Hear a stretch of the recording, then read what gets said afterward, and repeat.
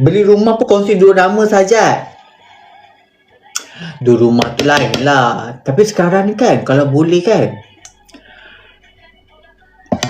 bagi sajak lah kan, perundangan untuk macam, kalau kat Australia kan sajak tengok, diorang kalau apa-apa, contohlah kalau bini tu dia ada anak, ada apa, tapi dia okey juga kalau bini tu curang, bini tu tak dapat apa-apa duit pada lelaki, tak dapat. Tapi kalau lelaki curang, bankrupt lelaki tu, memang bankrupt. Ni kalau perundangan ke Australia lah.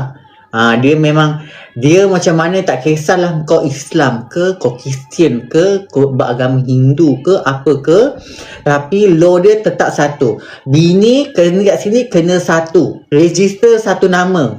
Kalau kat Malaysia boleh 4 kan, kat sini tak. Sini kena satu juga. Macam mana pun kena satu.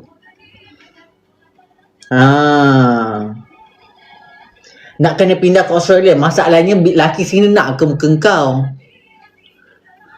Aku yang lawa ni pun kan, banyak aku filter.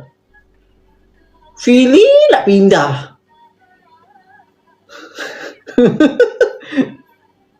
Kita cuma cakap je, tapi why not kalau nak pindah.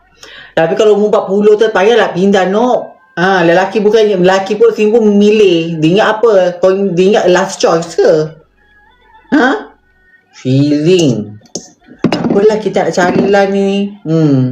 Lelaki sini pun banyak taste juga.